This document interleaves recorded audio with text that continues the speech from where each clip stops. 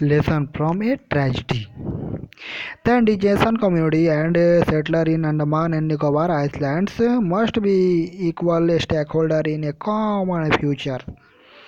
The tragic death of a young American adventurer in the protected tribal reserve of North Sentinel Island in the Andaman and Nicobar Island archipelago has triggered global media interest in the region once again.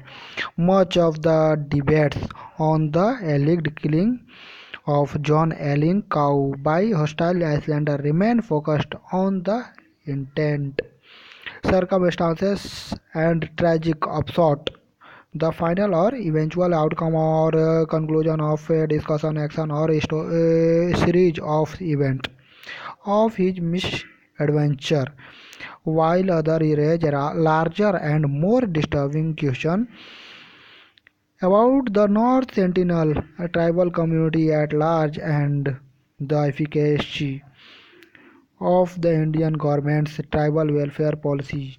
The first set of debates regarding cow evangelical of or according to the teaching or the gospel or the Christian religion, calling and is almost willing surrender to the hazards it entailed are not of interest to us at this moment, nor are the details of the investigation that are being carried out by the local police and administration.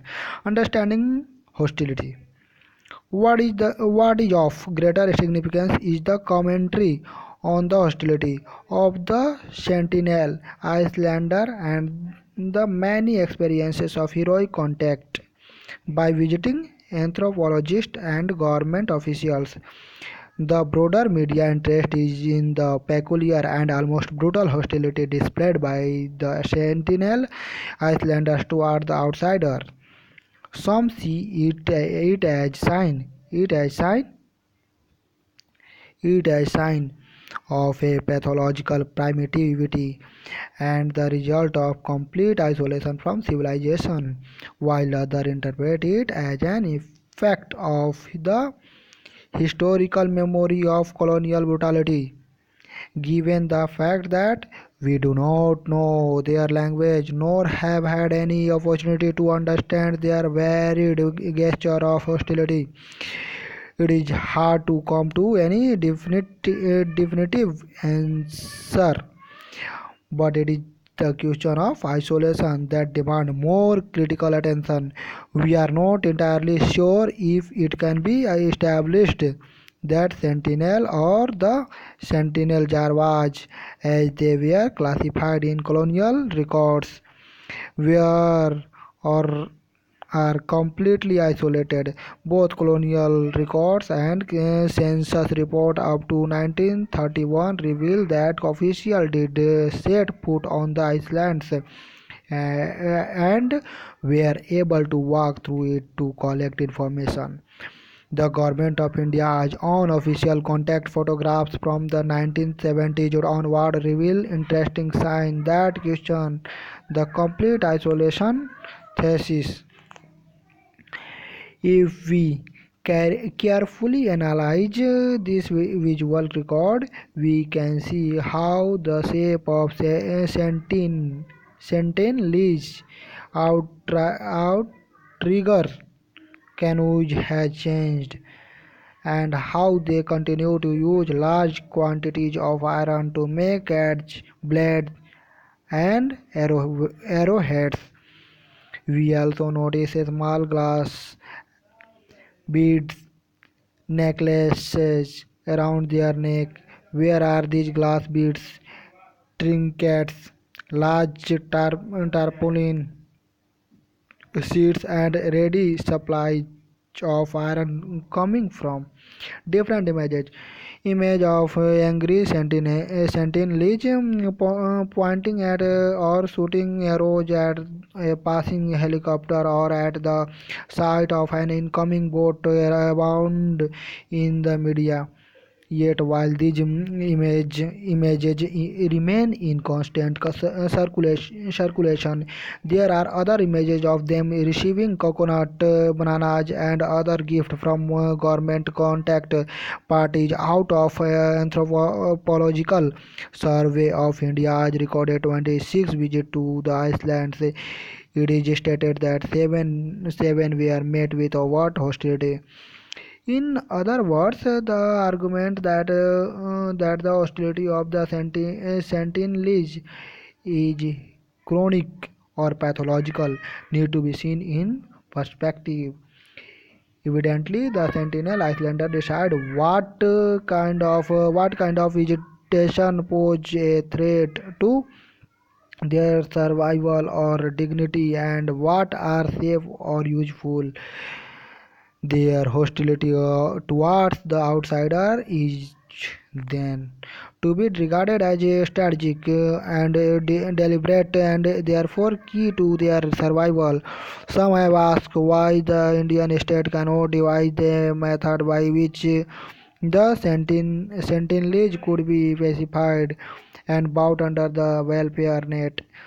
It goes to the credit of the Indian government that, unlike its colonial predecessors, it has completely abjured all kind of coercion. The action or practice of persuading someone to do something by using force or threat against indigenous communities of the Andaman and Nicobar Island. Colonial punitive expeditions, kidnappings, forced confinement that devastated the Andamanese population at large are a thing of the past. Tribal welfare policy in the islands remain committed to protection, and clearly pacification via coercion is no option.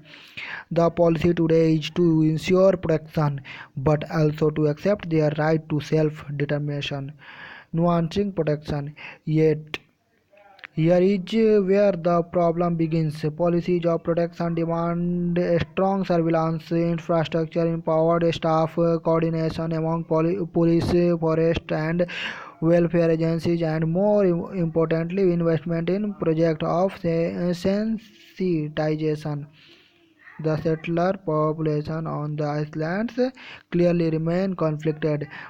There is understanding that the island's indigenous communities are a source of tourist interest and potential revenue churner. Yet the fact that public monies are invested to sustain them in their habitats remain a source of discomfort. Apart from a small segment of progressive citizens, there are clear marks of stress in a settler-indigenous relations on the islands. It is tension like this that allow collusive acting together secretly or illegally in order to deceive or cheat someone, breaches of the law, and the undermining of the protective cover for the sentinels and other particularly vulnerable tribal groups like the Jarvas. What aggravates such tension are the skewed developmental priorities that mainland India imposes on these islands. The Andaman and Nicobar Islands have historically been treated as terra nullius or empty space wherein mainland government could inscribe their authority and initiate project of control. The British initiated these projects, treating as Iceland's first as a strategic outpost and then a penal colony. The Indian government gave it a free society but used it as a space to settle its excess population. Hence, the refugee rehabilitation schemes in the post-partition years. It is this is resettlement of the islands in independent India that demand a renegotiation of its relations with the Iceland's indigenous communities.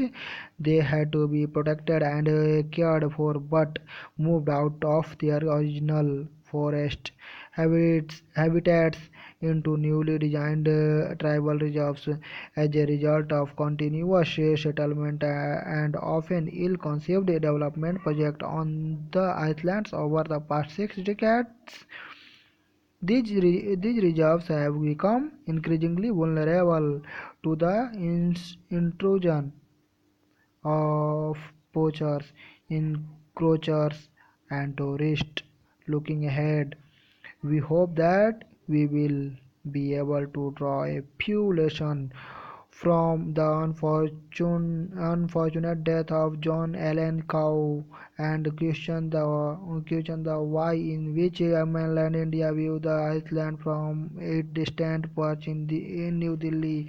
We can only hope that Prime Minister's forthcoming visit to Andaman and Nicobar Island and the announcement of new project for holistic development take a context-sensitive Iceland view of development and recognize settler and PVTGs as equal stakeholder in common sustainable future.